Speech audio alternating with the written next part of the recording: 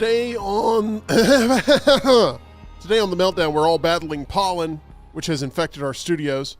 We also have the weekend box office, which gave us winners and losers of the weekend to discuss. Max is quiet on the set.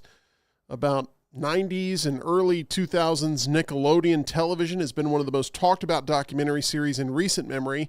We've got our review. Speaking of Max, a major series delay has been confirmed, and Lunce's list profiles the picks for best free-to-play video games that are sure to entertain. It's all happening right here on this lovely little experiment that we call the Meltdown, presented by MyBookie, broadcasting live from the Culver studio. Two big boys in a tiny studio, teaching you and me about everything they know to make sound. A meltdown, it's the meltdown, time for the meltdown, coming for the meltdown, let's start the show. I want to start with an apology for my sinuses being crazy today. I will get into exactly why they're acting up here in just a few moments.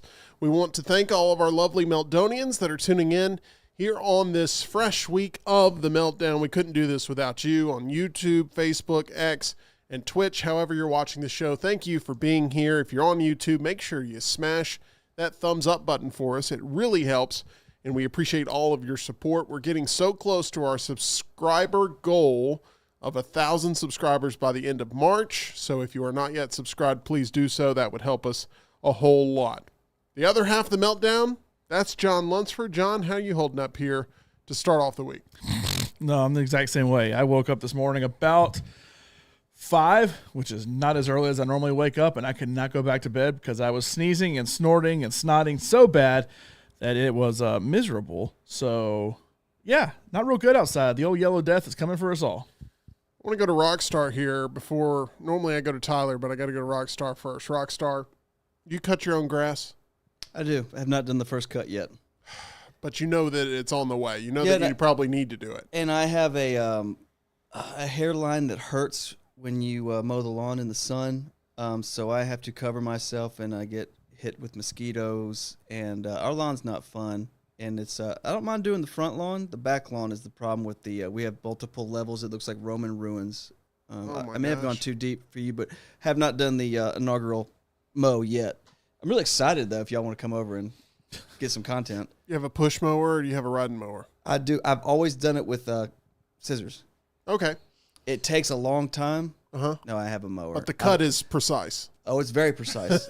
Like it's like a hairdresser where I have to lift it up and do the blades individually. No, I have an electric mower. It sounds like it's this loud. Zzz, it's that loud. It's pretty powerful. I've always been interested in getting one of those Roomba mowers, basically, but they're quite an investment to make. Ballpark it for me. Expensive. A lot. Yeah. A whole lot of money. Like over $150. Definitely. Yeah. But I cut my grass yesterday. It was the first mow of the season, and I had gotten through what I thought was the worst of my allergies, and now I'm right back into the thick of things. I washed my car as well yesterday. Got all the pollen off of there. You complain about the pollen, but then you're all active inside of it. No, you have to maintain. You don't have to wash your car. I understand the lawn thing, but washing your car, you're in the thick of it. Well, I was trying to get the thick of it off of my car. That's the whole point of that. But I woke up this morning and it's covered again in the yellow stuff. It's futility. You can't do it. I'm going to complain it's a losing about battle. it. But it's definitely affecting my vocal quality. You think so? We just cut it short right here?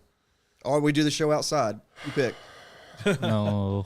Let's stick with this. Producer Tyler is here. Tyler, appreciate you being back for yet another week. You are covering for us a Scream Unseen tonight at AMC Theaters. For those that don't know how this works, explain it for the fine people at home.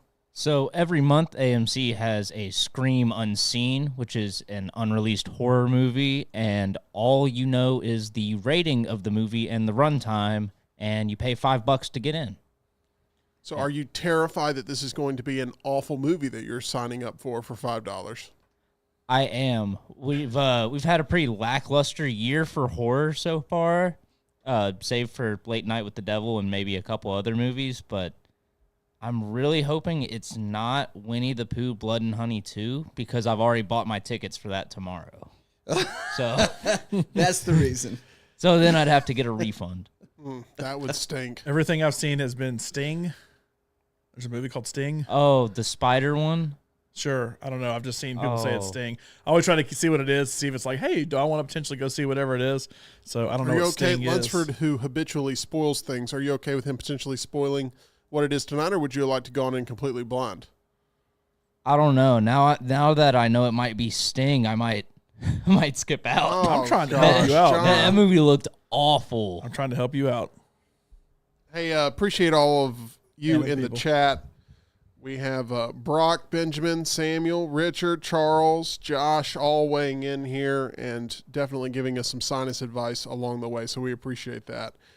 One thing that we are receiving advice on right now, John, and it's working very, very well for us, that is Way to Wellness. Do you know if they do any sort of allergy treatments at Way to Wellness? I don't think wish. they do. I wish that they would just have that all in one stop, but we are getting the best care when it comes to our new habits, new routines, as this is all medically supervised, what we're doing under Way to Wellness. It is. Go to aplanforme.com. You can get on the same plan Tim and I are on, that Jim Dunaway is on, my dad is on it. So many people in my life are on it, and they're all being helped tremendously at Way to Wellness. Leslie and her whole board certified team there. They can get you on the right path. You can go in and get that consultation, see what works for you. You can do the food. You can do their entire program. It's cost efficient overall. It's really good for you. So go to aplanforme.com. Get that plan developed specifically for you, just like I had one done for me as well at Way to Wellness. Way to Wellness. Love it very much. Let's talk about this documentary that everyone is discussing on HBO Max, which now is just called Max, but I will always refer to it as HBO Max because I feel like that cuts through exactly where to watch things. Quiet on the Set. I just finished it about 30 minutes ago. I made it through there are 4 episodes, all detailing how actors and production crew members and everyone that was on the set of these Nickelodeon shows from the 90s to 2000s, their stories, their tales, how they were treated. And the man behind the madness, Dan Schneider, who is the focal point of this. You have other individuals who are also featured in this as being on the other side of the pain, like Brian Peck, and there are episodes dedicated to the atrocities that are associated with his name out there. This is a very jarring documentary, and I'm starting to believe, John, that it's not healthy to be a child actor. I'm starting to believe that. No, I finished this weekend too. There's so much of your childhood that's involved in this, and every single face that popped up, it's like, oh yeah, I recognize that person. And I mean, seeing what killed me at the end was at the end of every episode. So there's 4 episodes overall. And this is not a spoiler because I was going to get into the same territory. At the end of every episode, Nickelodeon has the same basically disclaimer at the end, basically saying, well, we didn't know, you can't blame us. And that's basically what it says. But it's like a paragraph that they give to the producers of the documentary, who obviously, if you're good at what you're doing with the documentary, you have to reach out to all the people that are on the negative side of things too. And Dan Schneider just basically throws a comment out there, and of course Nickelodeon throws a comment out there, and they put the exact same statement at the end. And it's like, I don't know what you can say to make me think good about my childhood anymore with everything that all these people went through. And I'm sitting there thinking, these people are living the life. And now on the back end of it, oh my God, what kind of horrors did these people have to go through? And that is why people are going to watch the show, because you could make a documentary just about abuse and it wouldn't draw as many eyeballs, because there was a presentation happening where you were being fed that all of these kids were living the perfect life, and it was far from it. Rockstar, when you hear stories like these, when you think back to childhood stars, and this is not the first time, obviously, we've seen this type of abuse and these allegations and these types of off-the-rail stories where young kids with tons of talent end up having a self-destructive era, it breaks your heart a little bit, doesn't it, as a performer? It is. It's super sad. You'd think that kids in the 80s, like the Corey Feldmans and the Corey Hames, the ones that came out and settled the abuse they got. Sean Astin even said he saw some on the set of Goonies and stuff like that. Being a child actor, when do you learn your lesson? When do people be held accountable for what they did? This has gone on for now. It's the 90s going into the 2000s, where there's not people that sadly, people witnessed this stuff or saw toxic behavior from what's this guy's name, and then they said they started reading. I haven't seen it yet, but because that stuff's so depressing to see. But they inserted like crude humor just for like adults to get, like, either kids didn't know what they were saying. Like, I never watched Drake and Josh. Like, I'm not familiar with. I know the show, but I've never seen it. So they would insert crude humor just to see if what would they get away with, and these kids don't know what they're saying. And then the abuse. It's just, how do these things keep happening? So it's just hard to. It's sad. It's just really sad. And that is one of the big questions going into this. How could this happen in such a public setting where you're broadcasting to millions of people? And, oh, by the way, there's tons of people on set. And it really is, John, a story about power dynamics on the set of these types of shows. And while we have not experienced this level of trauma that these kids and these child actors have, there's always power dynamics behind the scenes of every sort of broadcasting, media corporation. It all results sort of in what we saw in the Me Too movement and these things coming to light. And it was a bubble that was bound to pop, and it sure did. Your thoughts on the power dynamic element of that? Because just from a entertainment business standpoint, it's a fascinating watch, seeing exactly how people are able to be manipulated in a very public way. Yeah, so obviously we've seen it from the radio side of things, not the TV side of things, and not that we were child actors or anything. And Nickelodeon much bigger than anything we've ever done before. But what kills me about this is Dan Schneider had the power, clearly. He created the shows that we all know from the old school Nickelodeon days. It kind of starts with all that, grows into everything Amanda Bynes did, grows into Drake and Josh, which I was a big fan of Drake and Josh because that's also kind of what launched Miranda Cosgrove's career as well before going into iCarly and other stuff Nickelodeon had, who was not in this. That was one person I was interested to see. I knew they couldn't talk to Josh Peck because that was very much an interesting dynamic there, but I was kind of curious if they might talk to Miranda Cosgrove during all this, but Drake Bell is more the focus of Drake and Josh. And Dan Schneider built this up for over the course of like 20 years before the whole Me Too movement.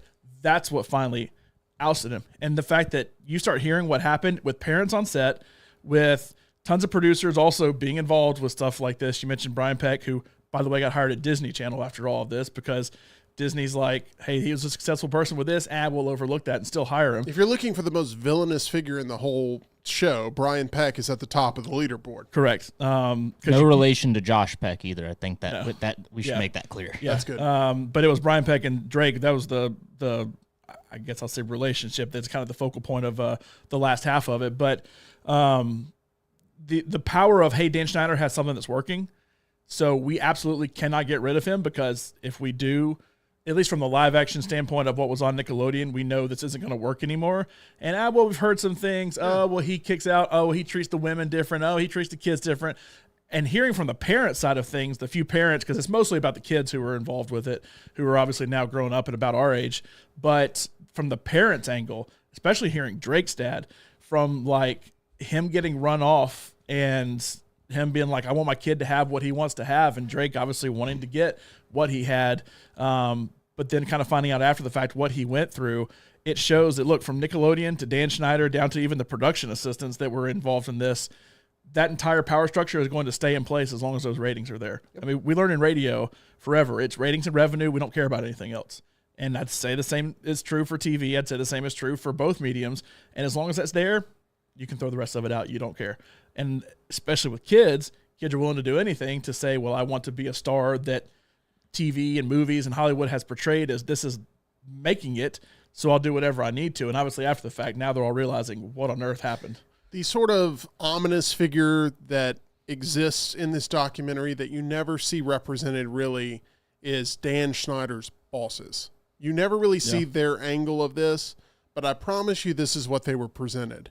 Does it cost us more to keep him, or does it cost us more to lose him? And time again, I think the answer was it costs us more to lose him, because he's a hit maker.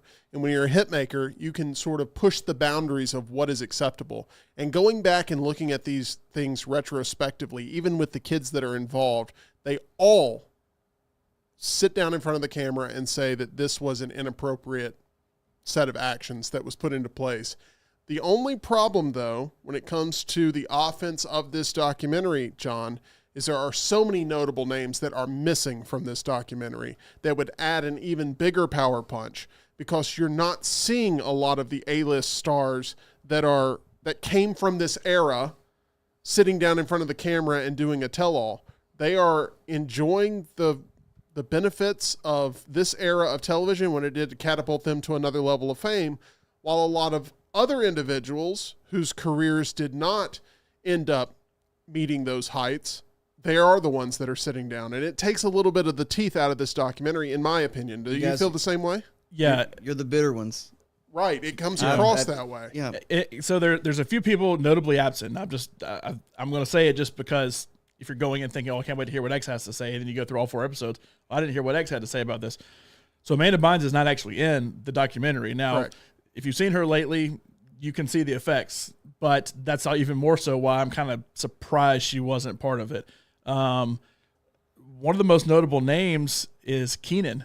Kenan Thompson. Not being involved with it, because almost everybody except Kenan and Kel from the original All That cast are a part of it. Kel's not either, because he's kind of had just a little bit of a resurgence with Good Burger 2 and all that, so he doesn't want to hurt that. Josh Peck a little bit, because it was Drake and Josh was very much a focal point of the back half of it. It was kind of Amanda Bynes at first, and then kind of Drake Bell. Josh in Peck the is second half. notably absent from this, and it has created a hate storm on social media towards him for looking like since he's not participating, like he condones any of this. But will we get the sit-down tell-all from his side of things? Who knows? Yeah, and the other one I'm a little surprised, but also not just because of her sister, is Jamie Lynn Spears, who was involved with this, because you had people from her show, Zoe 101, that were on there talking about that was kind of the last thing I guess he did, or one of the last things that Dan Schneider did. No Ariana Grande in this either. Yeah, no, I forgot about Ariana Grande too, because she was involved with it from Victorious, and then having her own show with Jeanette McCurdy, who also was not in this as well.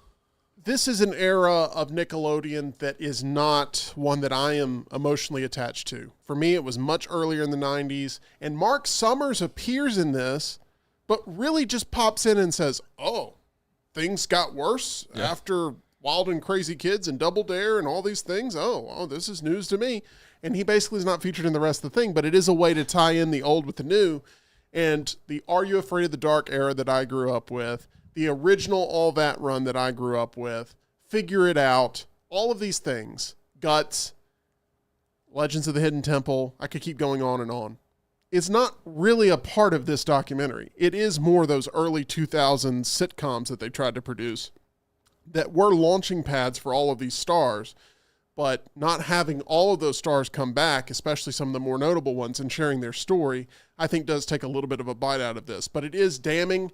I do recommend the watch, because it's something that is a conversation piece right now that's very important. And John, I think you wholeheartedly recommend it as well. Definitely recommend it. It is tough to watch. It doesn't show anything, obviously, but just the conversations that these actors have, especially Drake, because like I mentioned, it kind of focuses on Amanda Bynes at first and then goes into Drake Bell, but Drake Bell is actually pretty much the whole third episode is him sitting down and really getting into it. But it kind of goes from that evolution of All That into the Amanda Show, which Drake was in on, into Drake and Josh, which then launched into iCarly Victorious and Zoe 101. So that was more my heyday. I was a little older at that point, but that's when they started making a shift to some more real life shows. It was the Are You Afraid of the Darks, the Pete and Pete, the Salute Your Shorts kind of stuff, then more into cartoons. Then Hey Dude. Yeah, Hey Dude. Kind of Clarissa back in, explains it all. Yeah, all those the old stuff. And then it kind of comes back into more real life shows as opposed to cartoons in this second wave. And that's where Dan Schneider, and I think they realized these cartoons, because a lot of cartoons started ending. Doug ended, Ren and Stimpy ended. It kind of starts with, you remember all these cartoons, right? Well, they all disappeared. Dan Schneider decided to make real TV shows again. And that was kind of that second wave that then, hey, this is still working. This is the resurgence. And that is when I was really invested into it. And now you're seeing everything that came from it. There's a lot of uncomfortable scenes that in hindsight, once again, I didn't watch it during its original run, this era of Nickelodeon.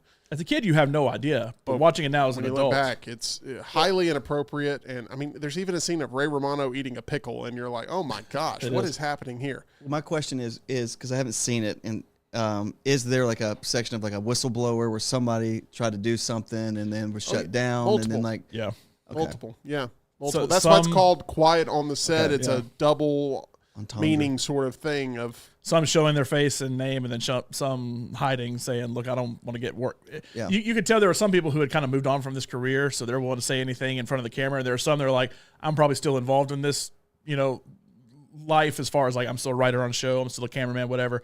And those are the ones that kind of were hidden a little bit. But you also feel for the parents, not now that they know, but almost like if they were kind of hinted towards it when it was happening, if almost like, I can't do anything right now because it'll get Tim blacklisted. He's 8 years old. exactly the story. We don't Rocky. have definitive proof, and I don't want to ruin his life that he's lost this opportunity. It's 1 in a million opportunity. He's going to be on a Nickelodeon show. I don't want to be that parent. Then And there's a whole line of kids out there ready to take that and spot. 20 years later, you're like, I cannot believe I exposed my kid That's to the that. biggest thing with Drake's dad is he's a focal point of this. Is basically he wanted his son to have everything he could have, and his parents were divorced, and then Drake basically was told, "You need to kick your dad out," and so he's like, "Well, I still want to be a star, so Dad, you're gone. Mom, you're in." And the dad was like, "For the love of God, do not let him do anything with this one person." And they let it, and they're like, "Oh, you go do what you need to be with a star," and that is when it all went downhill. His girlfriend's mom was the one who ended up figuring it out because Sometimes it takes a woman stepping in to get things done. That's the moral of the she story saw here. the dude was calling Drake like 400 times. Yeah, no, it's a nightmare type of story, and these kids don't hide from the fact that they enjoyed benefits from their lifestyle. They wanted to perform, they wanted to be there, but looking back, they're shattered human beings as a result, and it gets into the psychology of what we've known for a long time, which is this is not a healthy thing for kids to go through, and especially when the protectors are removed and the abusers are able to garner even more power over their lives. We have Josh saying, "My wife is wanting to watch this. This was right in her childhood wheelhouse." We have Charles that says, "Hollywood owes Drake Bell and Amanda Bynes a redo on their careers. Maybe put them in Tarantino's last film so he can resurrect stars." That's not the worst idea I've ever heard. And I think Drake can still do some stuff. Now, I understand if he doesn't want to, but I mean, he still has that look. He still fits the mold. And they get into things, shortcomings in his life as well. They address those, because if they hadn't, I would have been highly critical of I thought they did a good job with it too. You have to address those things. Benjamin says, "I haven't heard of this. Are they going to ruin all that? Are you afraid of the Dark Legends of the Hidden Temple?" This is really post that early run of those shows, but definitely a fascinating watch, worth the discussion here at the top of the show, and something that people are buzzing about for sure on Max. Let's talk about the weekend box office now. Ghostbusters Frozen Empire did slightly better than expected with $45.2 million in its weekend debut in over 4,300 North American theaters. At the international box office, however, the film only garnered $16.4 million from 25 markets for a global total of $61 million overall. Deadline reports that the domestic opening is solid news, as some exhibitors, movie theaters, feared the movie was going to collapse into the high $30 million range because based on pre-sale tickets, those numbers weren't meeting expectations. I told Tyler going into the weekend I would not be shocked if Ghostbusters Frozen Empire underperformed, and it actually slightly overperformed. In this fifth Ghostbusters movie, the new generation teams up with the old generation to take down a freezing phantom who wants to turn New York City into an Arctic tundra. I think part of the enjoyment of this film is going to be on what you expect it to be going in. John, I don't know what you expected going in other than being an excellent nap for yourself on Thursday night, which is what you got out of it. But it ended up being great. But I have to ask, are you surprised that this one did better even than Afterlife with an opening weekend number that was slightly above that, almost $1 to $2 million? I would have thought it would not have overperformed. I'm not surprised that it overperformed because Afterlife was really good and did. My expectation going in was everything they did different in Afterlife from the original, even though there's plenty of ties to the original, it's the same family and all that, that you were going to keep that and what made that work. But instead it's like, well, that worked. Let's put you in New York and let you do the exact same thing that the original Ghostbusters did, which is why overall, from a review standpoint and word of mouth standpoint, I don't know that it'll hold very good. Plus, there's another blockbuster coming out this weekend, but that at least gets butts in the seats to begin with. But I imagine that percentage drop you want to see 30 to 40% is really, really good. If this one's like 60 plus, it wouldn't shock me. Frozen Empire carries a bigger budget than its 2021 predecessor in Ghostbusters Afterlife, costing $100 million to produce, many more millions to market. One piece of credit I want to give is to the marketing campaign team behind this movie. It's been everywhere. It's been on social media. You had Peyton and Eli fighting ghosts. You've seen it on Roblox, which I'm figuring out is a great marketing tool to try to get kids interested in tools. Why do you laugh, John? That's the truth, right? No, it's the truth. It's Fortnite, Roblox, all these games, it's so important to market to younger audiences to make them think, oh, this is a cool thing I need to see. The marketing has been insane. There's been buildings that have been reconstructed to be Ghostbusters Frozen Empire. There was a meet and greet at a fire station. It's been everywhere. And the marketing campaign really worked, I think, to push it over that week pre-sale ticket purchasing. And that is why right now it's doing so well domestically. And by doing so well, I mean overperforming. This is a movie that will face steep competition next weekend from Godzilla x Kong for sure. It's going to lose some premium screens. Critics and audiences have been mixed on this sequel, landing a 43% on Rotten Tomatoes, a B+ cinema score. Cinnamon score is what you do at Cinnabon. That is, you give a cinnamon score there. I know. It's like a C-. Yeah, exactly. Not very good today. I blame the sinuses. Intelligent Stats reports that 54% of Frozen Empire's ticket buyers came before 5 p.m. on Saturday. A lot of matinee showings is where it raked in the big bucks, which is interesting to me. Do you think that that's just in an effort to save money from moviegoers? Or do you think, because here's what's crazy, 56% of the audience was under the age of 35. So you can't say it's just older audiences enjoy earlier movies, because the majority of this movie's audience were young people. But if it's also like high school and younger who are, it's a family of 4, family of 5 going to see it, they're also going to do it younger a lot of times because there's one young kid or something like that. That's true. If you got the whole family involved and everything like that. Plus the one complaint I see from general moviegoers, either here or the next round, we bring it up, whatever, is the price. So if you're not an A-list person, like we can just go walk in any movie at any time we want to and not spend a penny if we don't want to. The average person, especially if you are taking that family of 4, family of 5, whatever, you're going to try to get it as cheap as humanly possible. So those matinees definitely help. Well, what I was going to ask about Ghostbusters, what the first one came out in 2021, 22, what did you say it was? 2021. Yeah. 2021. So the majority, I'm guessing, nostalgia-wise, dads and moms took their kids because this is what I loved as a kid. Does that carry over to this next one where the kids are like, I remember when you took me to that one, and now I'm a fan? Because you said it's skewing younger. It's skewing younger. I mean, and if you're a dad, do you want to go back like that was my nostalgia? Well, they got another one coming in 2 more years. Do you want to go see that one too? This one's very much about the kids, because the 2 kids are Egon's kids, and it's all about the kids are involved, and plus Finn Wolfhard with all the Stranger Things hype of it's about to go into its final season and everything. That I think that's where the younger people come in, but then the parents are saying well, yeah, I'm more willing to go see this with you. My 12-year-old kid, because Bill Murray's still in it, Dan Aykroyd's still in it. I can still relive my old days too. 2 years later. Also, speaking of Finn Wolfhard, I was watching a movie with my son, the Addams Family animated movie. They made him the voice of Pugsley. I was unaware of this. Exactly. You can get a scrawny little boy to play, it's the voice. The voice. chunky boy. Okay. Yeah. That's it. Majority of the audiences that went to go see this 5th Ghostbusters movie were born after the original Ghostbusters came out. I just find that to be a very interesting telling mark that this may be a franchise that can churn out a couple more and have a new following that's coming in and enjoying these films for what they are instead of just falling asleep in them like you did. If you do a third, I would recommend a third of this trilogy. Right. I would recommend taking it away from New York again, because I think that's what made the other one really, really good. Is the whole point is we're escaping what was with the older generation and trying to start something new. Oh, hey, it followed us here. I thought that was a lot better. Got a great idea for the third. The original cast. Do you remember Bill Murray and Dan Aykroyd? Wait. They have to team up. There's a big-ass monster. And this time they have to team up with Melissa McCarthy and the other girl, Leslie Jordan, come together, make a super team to get this guy. Honestly, I'm surprised that they have Jones. This is Yeah, Leslie Leslie Jordan. That was funny. Whatever. How many days in March? I honestly am Tim's upset because he didn't think of it. I'm honestly surprised they haven't done that. Yeah, that's at coming. least in an Easter egg kind of way. Yeah. I'm surprised they haven't done that yet. Kristen Wiig and Thor. From what I've heard about that 2016 Was it Thor movie, or the brother? It was Thor. It was Thor. Paul Feig, the director of that 2016 Ghostbusters movie, wanted more comedy in the film. Melissa McCarthy wanted more action in the film, and there was just sort of a butting of heads of creatively what to do with that property.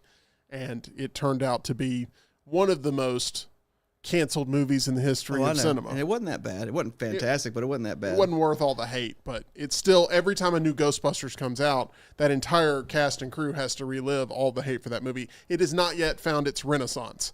There you go. The teams are going to go out. Ghostbusters Renaissance. No, Gosh. Ghostbusters Redemption. Let's move on.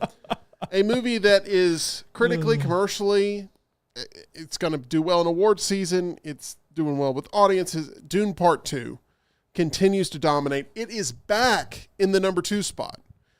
In that, I guess I should say, it is back in a situation where it is above Kung Fu Panda is what I should say. But it remained at number 2. It ended up leapfrogging a movie that had surpassed it with $17.6 million this weekend from over 3,400 venues. It dropped just 37% from its last outing. This thing is holding so well. After 3 weeks of release, the sci-fi epic has grossed $233 million in North America, $574 million globally. It will soon pass $600 million. IMAX screens for Dune Part 2 count $58.3 million for 25% of the picks domestic total. IMAX is also driving a quarter of Dune 2's global gross, with the large format exhibitor alone counting for $124 million in the premium screens, which got back to a Lunce's List thing, John, where you clamored for more premium screens. It seems like the movie theaters, Hollywood, the directors, the performers, it seems like everybody would be on board, especially IMAX themselves, with more premium formats, because these are the showings that people want to see and are willing to pay more money to attend. And this weekend, Godzilla is going to take over most of them. Ghostbusters still deserves a second week in some of them, and Dune deserves to be watching the biggest screen possible. So there's literally 3 this weekend that we have 2. At least as far as AMC is concerned. I mean, there's 2 some other premium theaters. formats. Yeah. There's really 2 premium formats. 3 technically. If the premiere has one too, but No, I'm counting the Big D Lee Branch, which nobody goes to. But Oh, that doesn't count. Sorry. if a big screen is there and nobody goes in, does it really exist?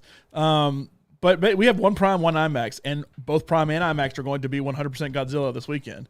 So it's not going to be Dune. It's not going to be Ghostbusters. If you didn't go see Ghostbusters and thought, hey, I heard the Meltdown saying, it actually overperformed. Maybe it's actually decent. Maybe I'll go see it. You're not going to go see it on the big screen because it ain't going to be there.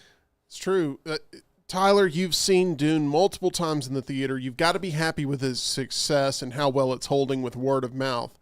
But also, you can tell the difference, right? When you see this showing in a premium format compared to a regular standard 2D format.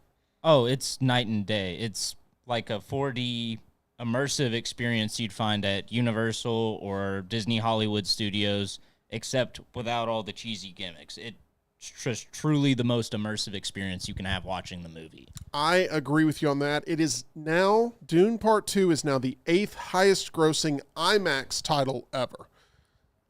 Movies that IMAX has put their stamp of approval on and have shown that have held premium theater space for a long time. It's now the 8th highest grossing IMAX title ever.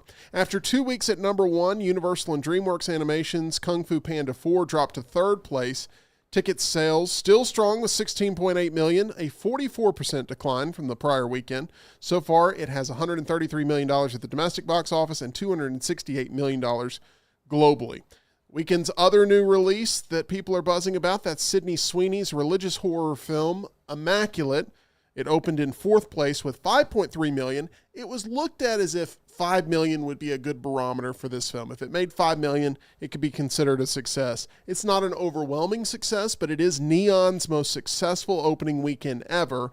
However, reviews have been so-so, with the film receiving a C+ cinema score. And then for Neon, $5 million is a solid result because they only have 55 people as a part of their company, and their overhead is not enormous. And it's a situation where they didn't spend a ton to market the movie. You would consider this a success for Sydney Sweeney, wouldn't you, John? Yes, because none of the movies she's done have been box office draws. The one that should have been was Madam Web, and it's probably going to do worse than any of them are. But I would consider it a success. It had the marketing of the first Omen with it. I feel like every movie I saw for the last 2 months had both trailers before it, but outside of that, didn't hardly see any marketing. But I'm not really seeking out marketing for a horror movie like that. You saw this movie on Thursday night, Tyler. Is it a movie you've been thinking about throughout the weekend, Immaculate? Not particularly. It's kind of disposable. I think it's worth a watch if you've got A-list especially, but I think you can just wait for it to come out on streaming if you're looking to go see it at some point. There was another horror movie that came out this week as well. We'll get to it in just a second.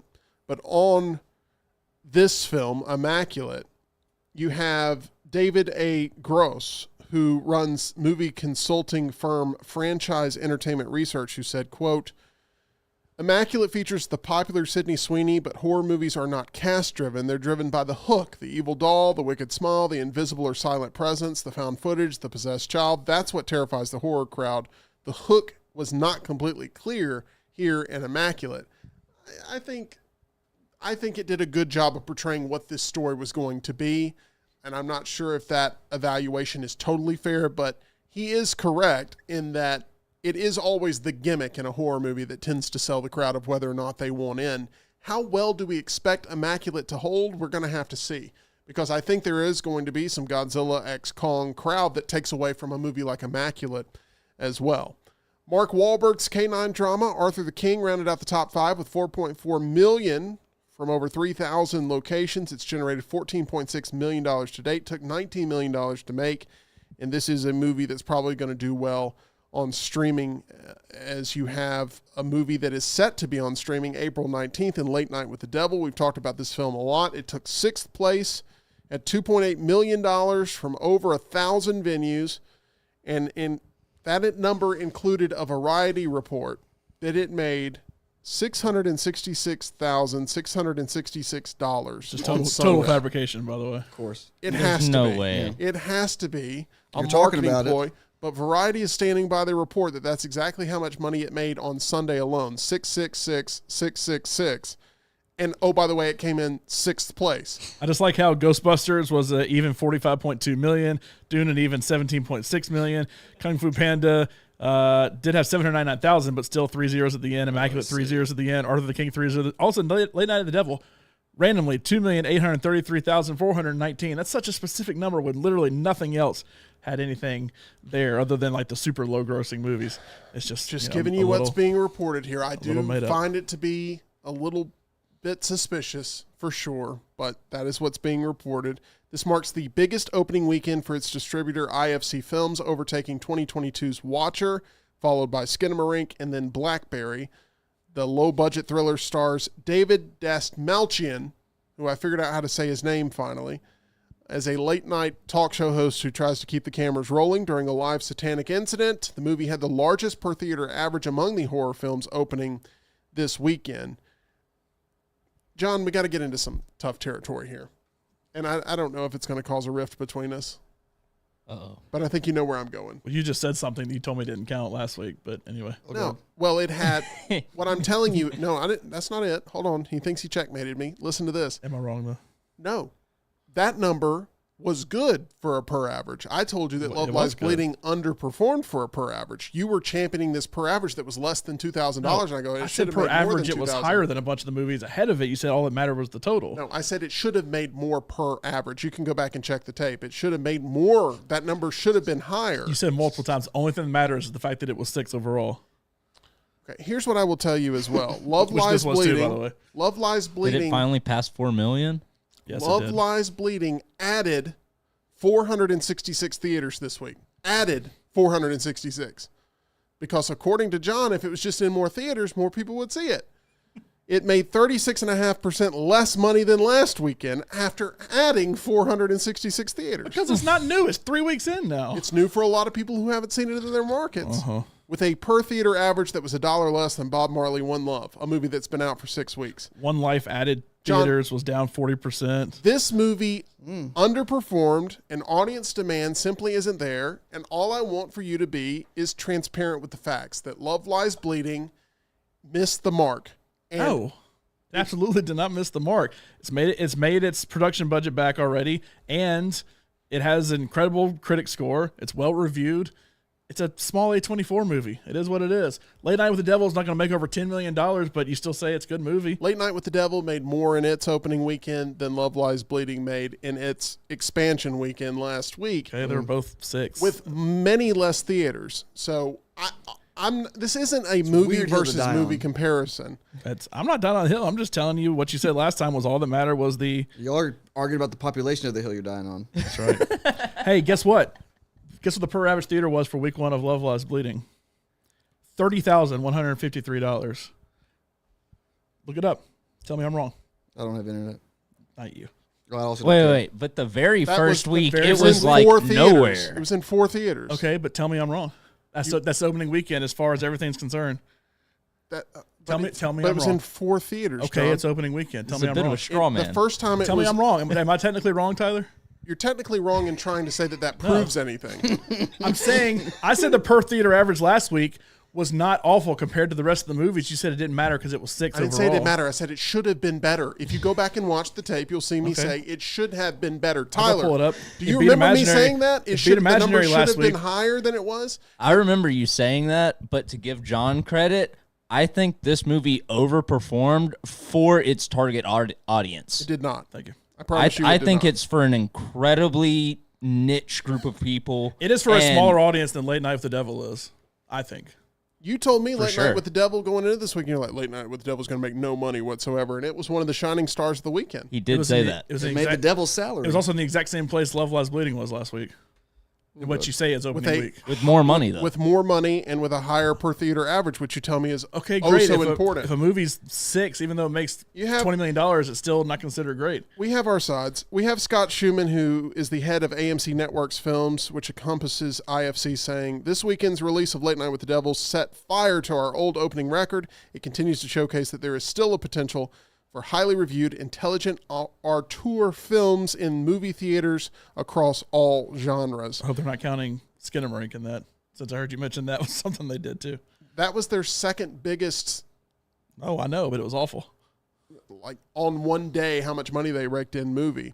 When David Dastmalchian was offered the lead role in the film, he said, quote, "I looked at the log line and said, which lead? There's no way anybody thinks I'm the guy to play a late night talk show host. There's a lot of roles that I can imagine myself slipping into: Bond villain, Sith Lord, cult leader, creepy suspect number 17.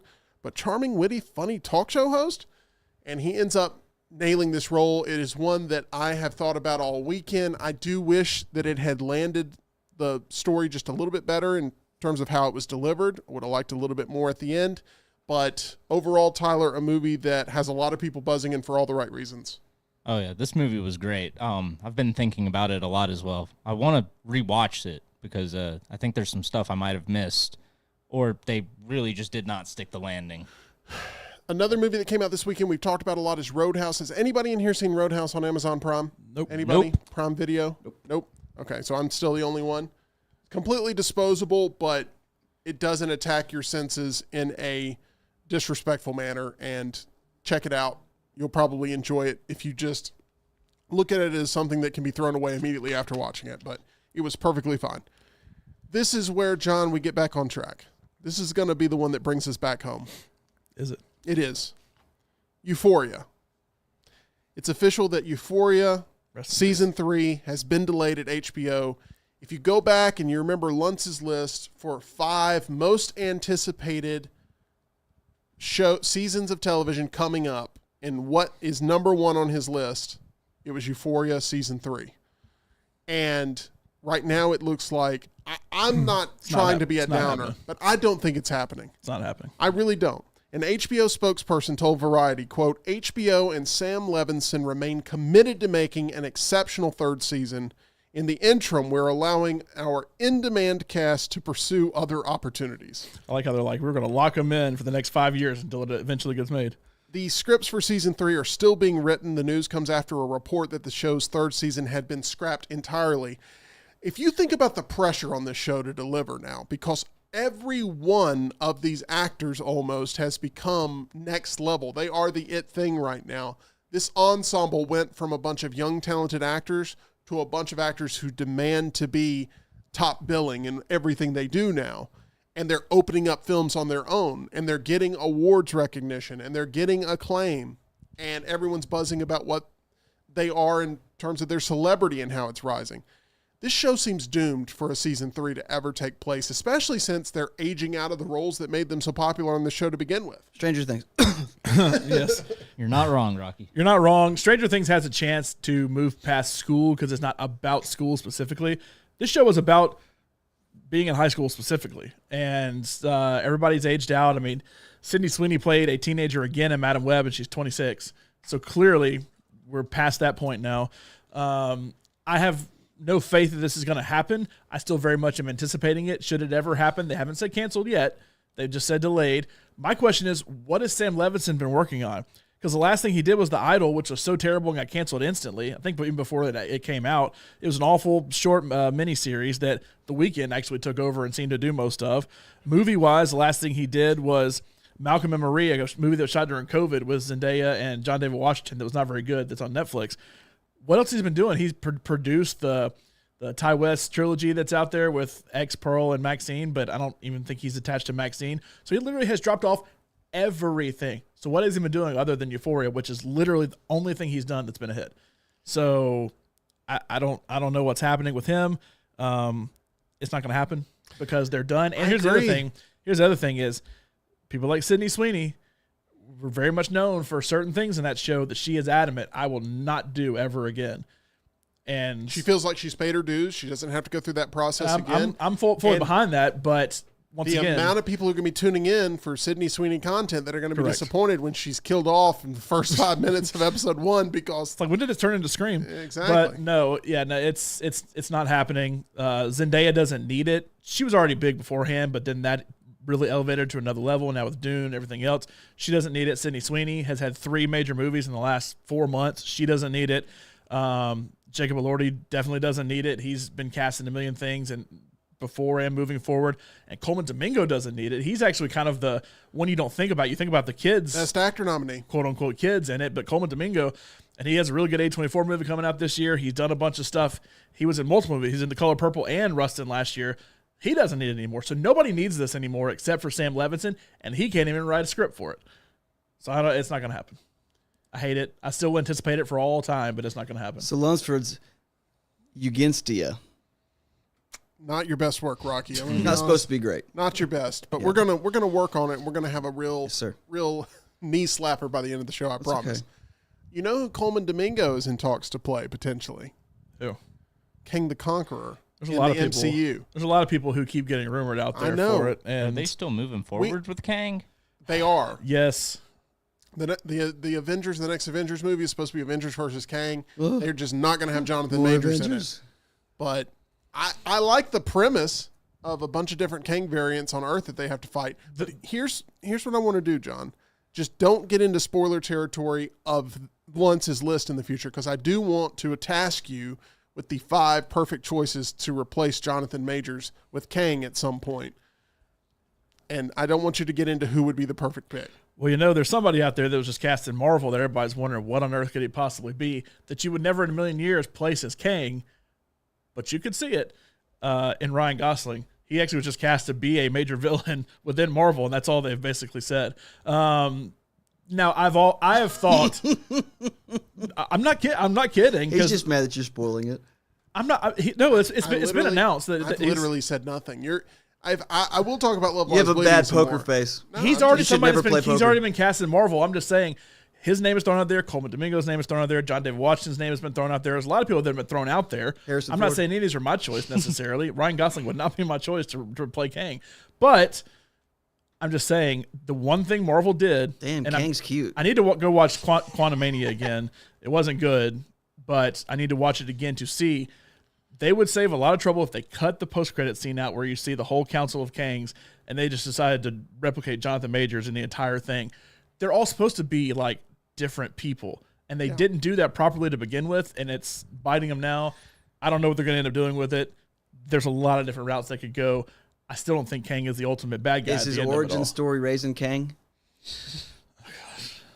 Well, you got to do an origin. There's Kang right there. No, sorry. That's Kane. Back to Euphoria season 3. I don't think it's happening. John doesn't think it's happening, but it'll be a pleasant surprise if it does happen. Yes.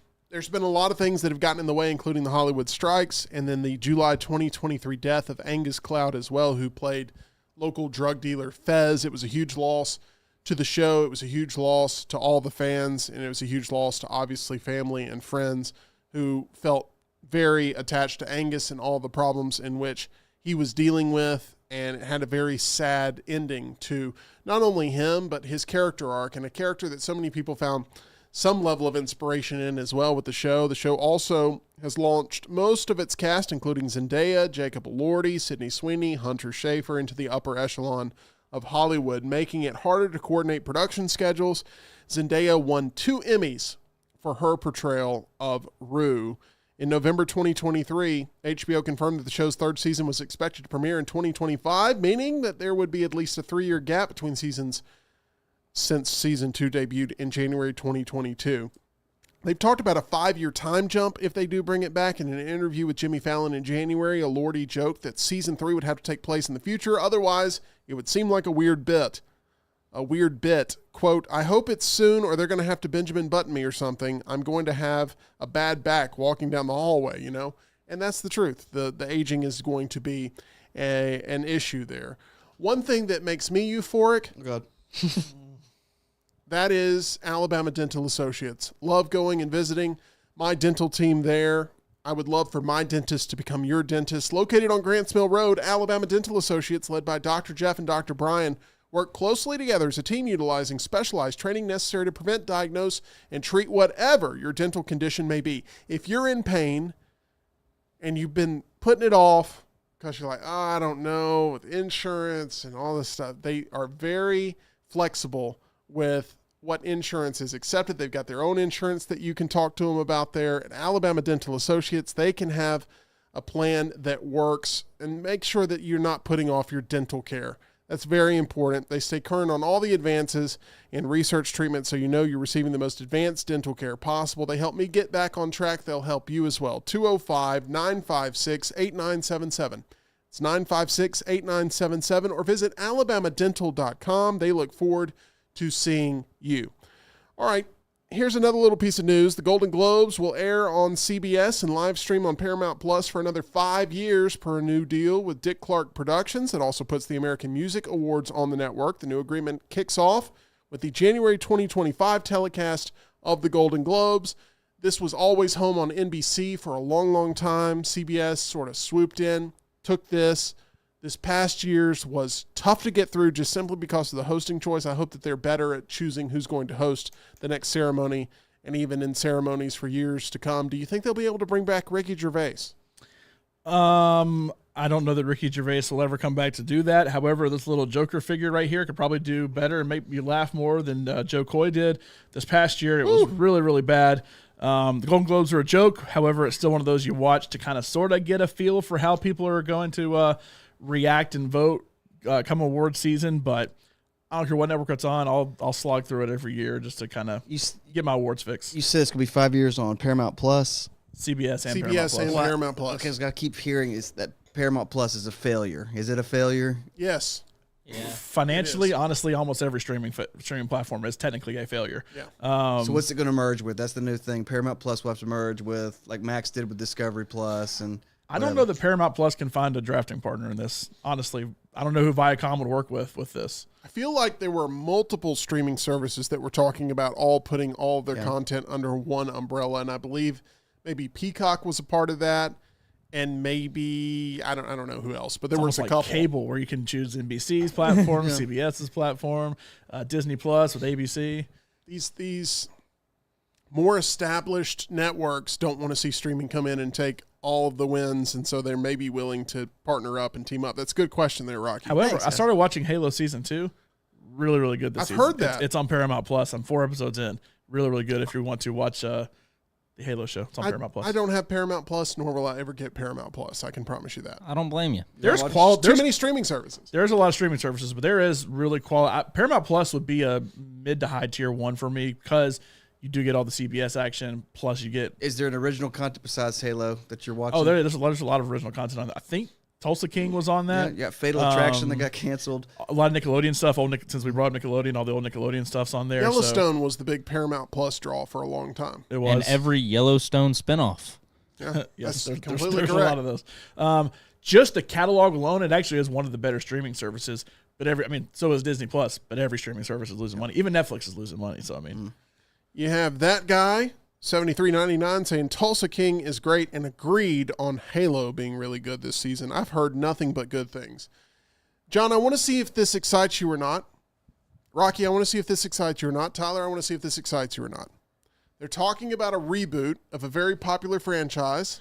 Shocker, right? That's the way Hollywood works. No. Anybody want to guess what the franchise is? It's making headlines today. Anybody? Could you give us a year? Anybody? Original year?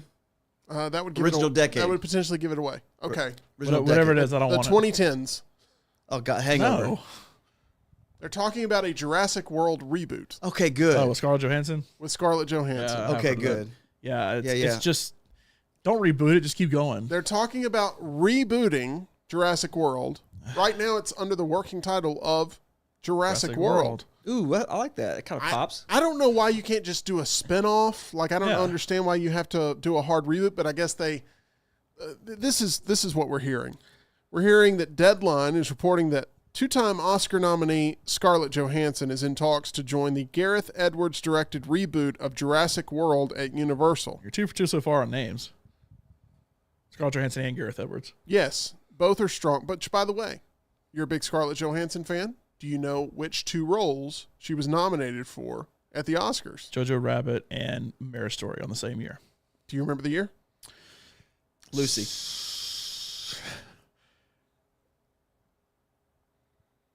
I'm going to need an answer. 2020 was the year, so the 2021 Oscars. So it would have been the 2020 Oscars, though, because it didn't matter when the broadcast takes place. So I'm going to give you credit there. Good job. 2020. Either way, year. here's what you should know. John is a big fan of Scarlett Johansson, thinks she's highly underrated and undervalued as an actress. And part of that is because she's a part of the biggest franchise in movie history in Marvel, and maybe it's not looked at how good of an actress she actually is, but they're talking about her being the face of this new Jurassic World reboot.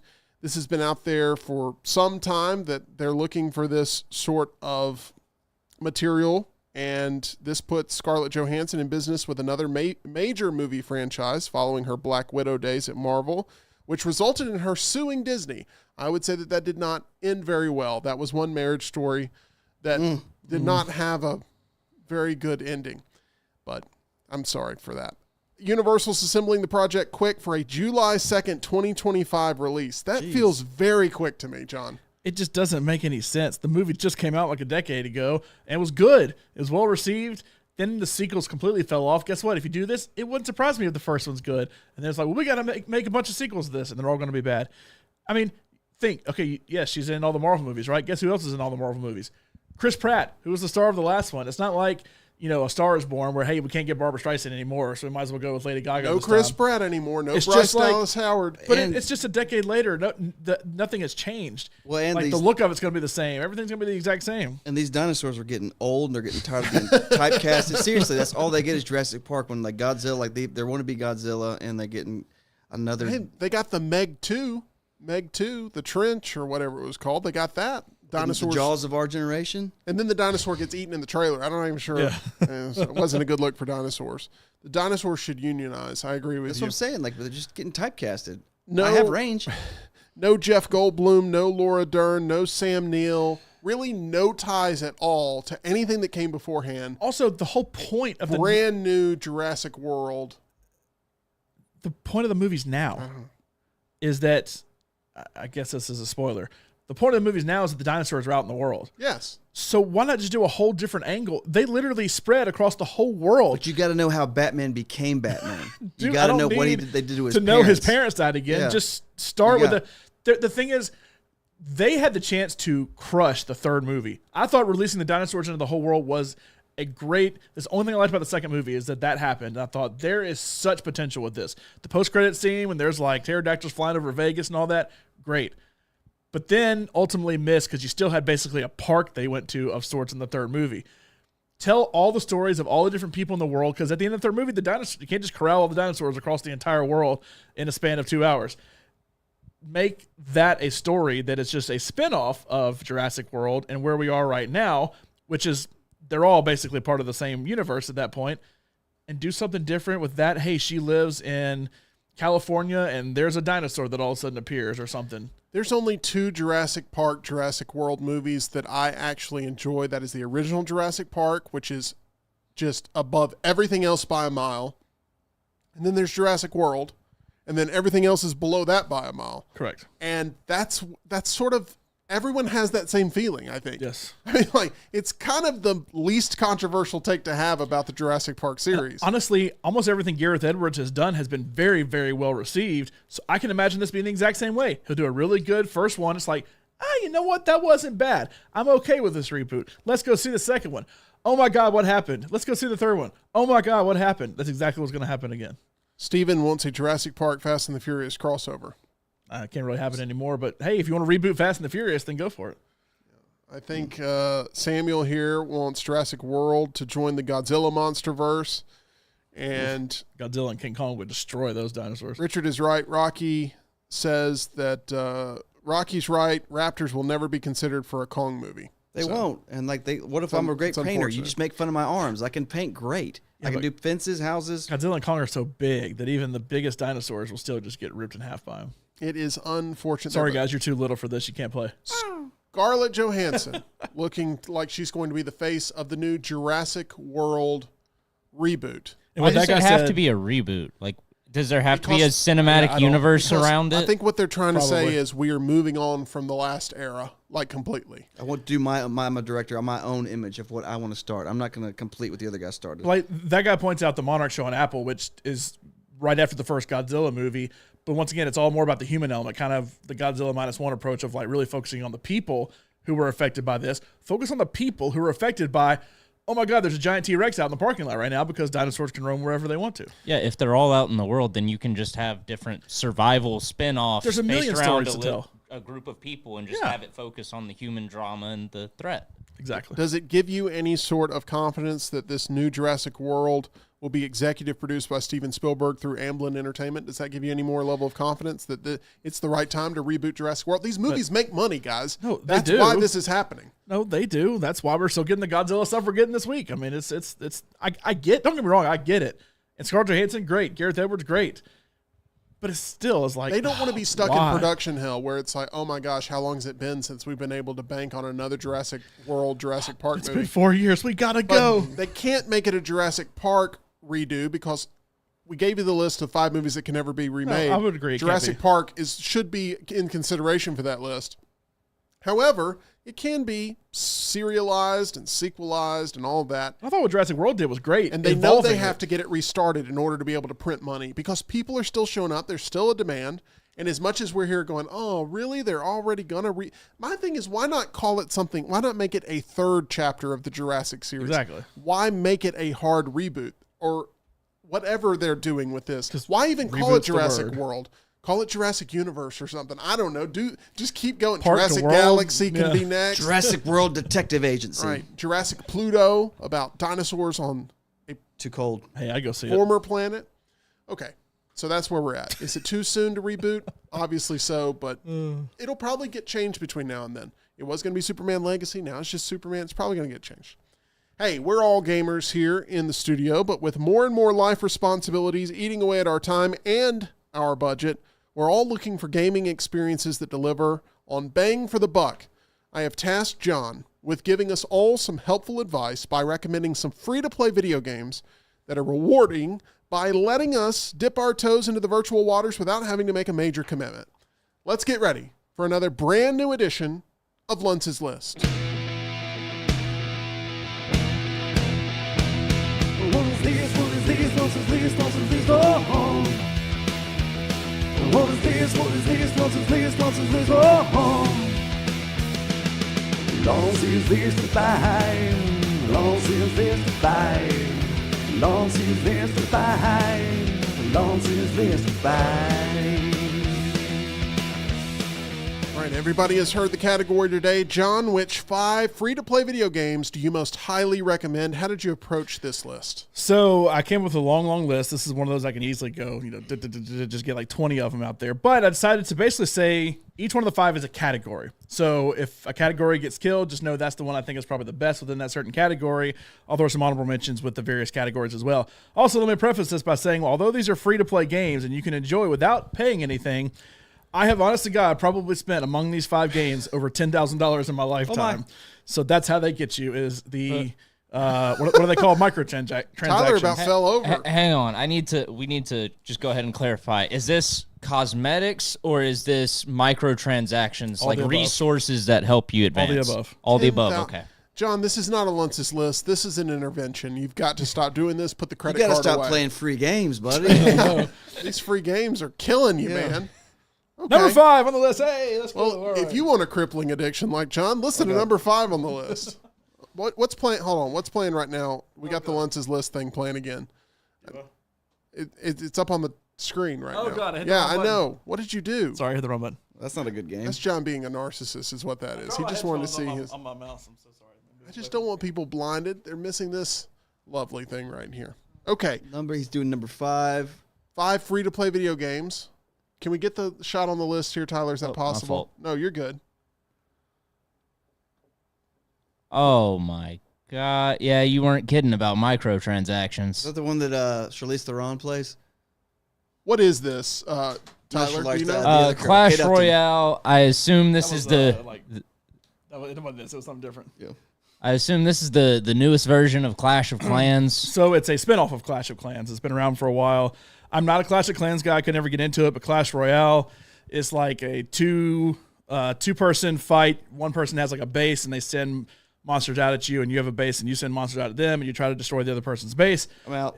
It's like a 3-minute game. It's pretty quick. I spent way more money on this than I would like to admit. But you can still play for free and enjoy decent enough. However, you do have to spend that money if you really want to get to like the highest levels. But you can get a lot of enjoyment as a free-to-play game. Candy Crush was a close second. I never got super into Candy Crush, but I know a lot of people did.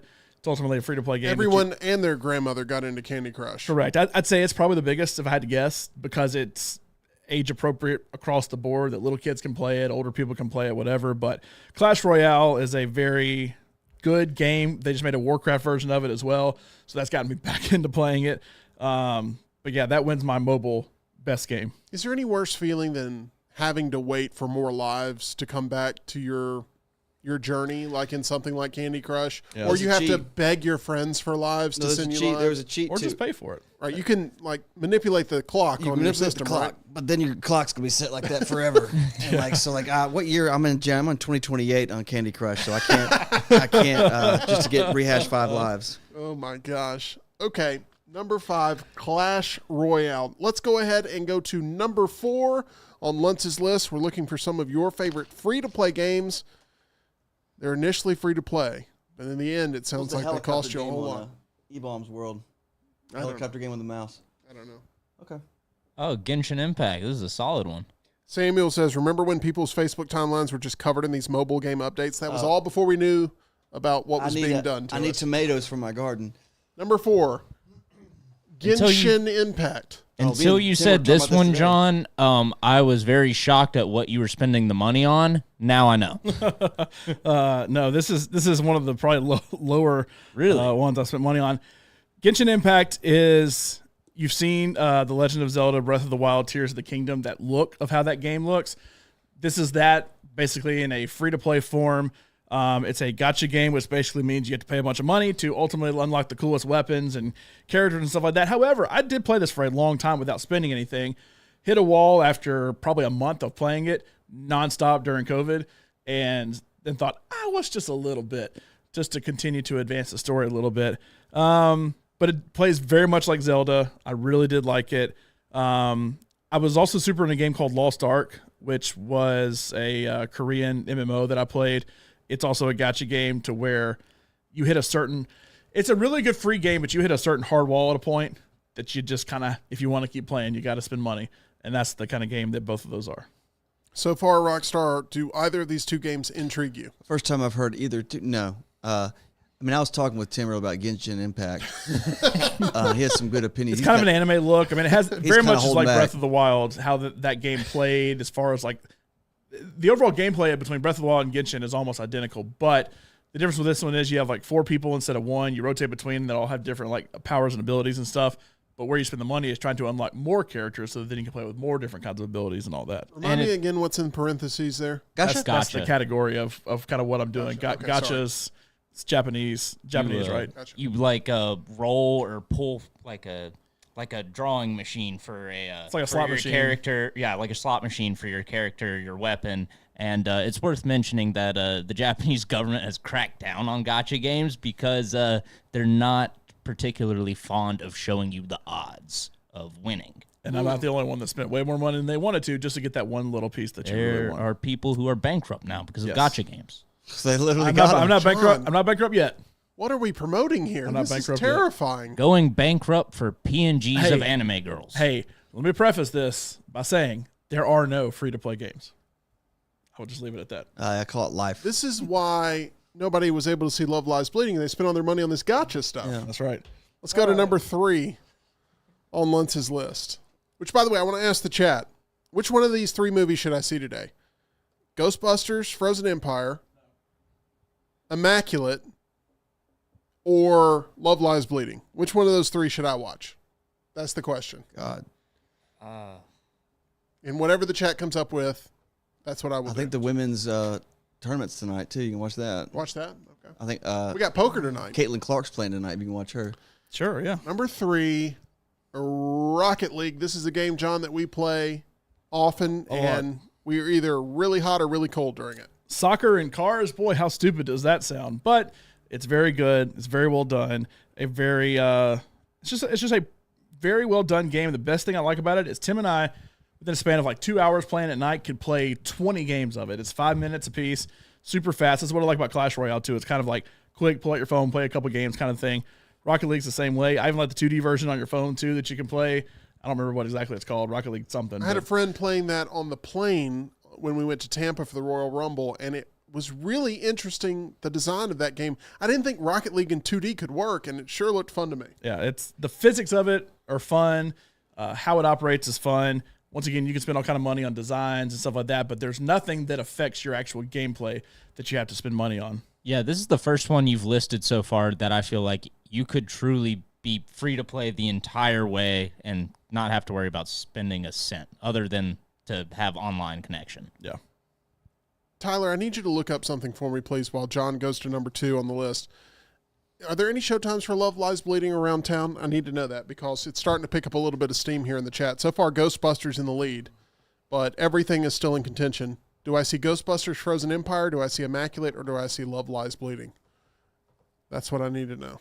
But I don't even know if there's a Love Lies Bleeding showing around because the movie.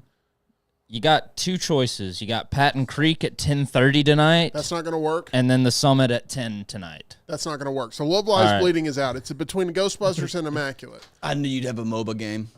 Number 2. Oh, LOL. yeah.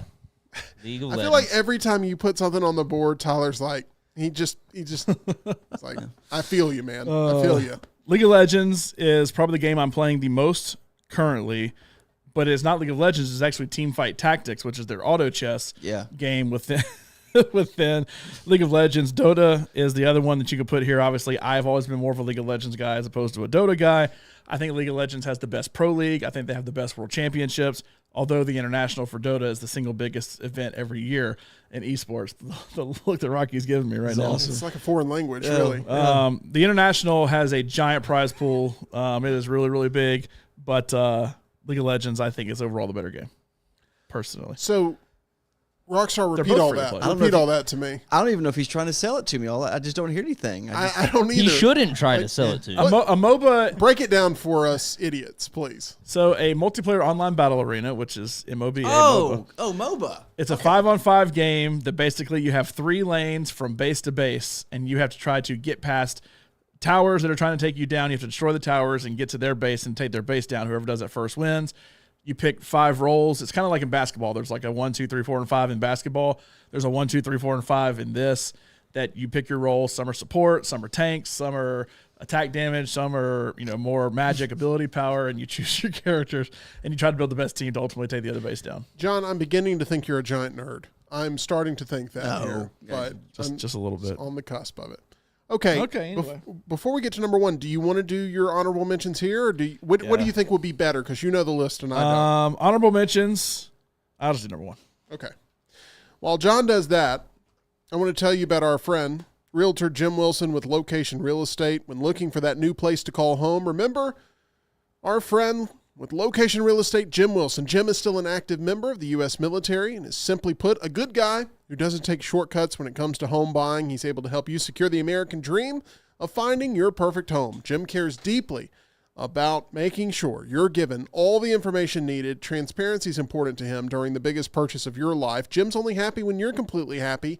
Each of Jim Wilson's clients has his full energy when looking to accomplish their real estate goals, not only during the home buying or selling experience, but every day after. He's an advocate for you and your interests, not some random corporation. Whether you're buying or selling, contact our friend, Realtor Jim Wilson with Location Real Estate at 205-329-4758.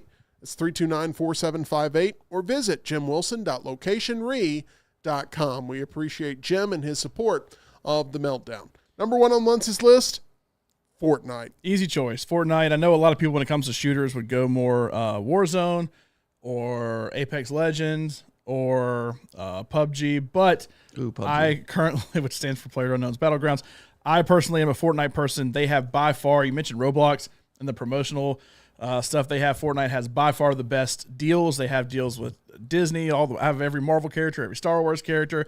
I love playing as Demogorgon from Stranger Things. I have so many characters. I can play as Peter from Family Guy. They literally have everything in that. It's just a fun game. Did you buy the Michael Myers one? I probably did, but I honestly don't remember. I bet you didn't. Is he doing Wayne, or is he going to be like Fat Bastard? Did you get the big chicken from Family Guy? Yes, I have the chicken from Family Guy. Yes. So it's the best overall game. I like the cartoony feel of that as opposed to more realistic, like what Call of Duty is, what PUBG is. Apex is a little more out there too, but especially since they've added a no build mode, that's the biggest thing that turns people like you off from Fortnite is all the building. Hate the building. I haven't played with building I'm with you, in Tim. a long time. There's a no build mode, and it has all the same exact things. And actually, I feel like more people like the no build mode now compared to the building. Honorable mentions I had for shooters, Halo Infinite. Multiplayer is free, but campaign is not. I feel like that doesn't qualify because part of the best thing of Halo is playing co-op with your friends and stuff, and you can't do that for free. Warframe, I really want to get into Warframe. I just cannot do it for some reason, but it looks really fun. Path of Exile, I like Diablo better, but Diablo you got to pay for. Final Fantasy 14, Destiny 2, there's some MMOs, but a lot of those you have to... You're on 16 now, Rocky. Yeah. It's the Final Fantasy. My God. That's good. But Final Fantasy 14 is an MMO Final Fantasy that's free, but you have to pay for the expansion. Same with Destiny 2. Destiny 2 is free, but you got to pay for the expansion, so I didn't include those. Hearthstone, I'm desperate to get into like a really good trading card game, collectible card game, whatever you want to call it, but while it's free to play, you have to pay tons to actually get the cards you want. Hearthstone's that way, Magic's that way, Pokemon's that way, everything is that way. And then Fall Guys was probably the one right on the outside looking in. I like Fall Guys. I think it would be fun, like if the four of us all got together and played it. But I feel like it's more of like a couch co-op game that you can't play couch co-op on. But it's kind of goofy. It's a fun kind of battle royale style game. But Richard says Fortnite's hardly free to play. You technically don't spend a penny in Fortnite. It is strictly cosmetics and everything they do. However, the cosmetics are so cool, you want to spend a lot of money on it. And it's probably my most purchased thing as far as purchasing V-Bucks. However, they actually had a class action lawsuit like a year ago, and I got a ton of that back. But I have since spent all of that too. John, it looks like you need to recoup some of your funds to be able to buy some new skins and buy some new attributes in these games.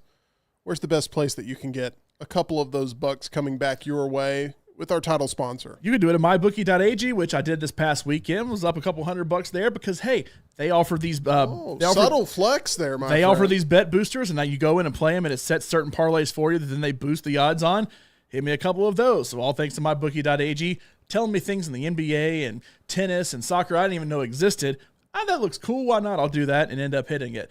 Meanwhile, I bet every single money line underdog, which crushed it in the first round. Literally only won one in the 16 games of the second round. So not doing so hot there. So it ended up being kind of a watch. However, go to mybookie.ag, use promo code next round on the first deposit, and you too can get that bonus from us and our friends at MyBookie. Bet anything, anytime, anywhere at mybookie.ag. All right, it looks like Ghostbusters Frozen Empire won the vote Yeah, from our fans of what I need to see today. Enjoy the nap. So I'm going to try to catch a showing of Ghostbusters Frozen Empire. You shouldn't have a problem. Do you feel like, there's a million of them, do Yeah. you feel like that I'm going to go in with being handicapped in this because I have not seen Ghostbusters Afterlife? John, do you feel like that's going to hurt me?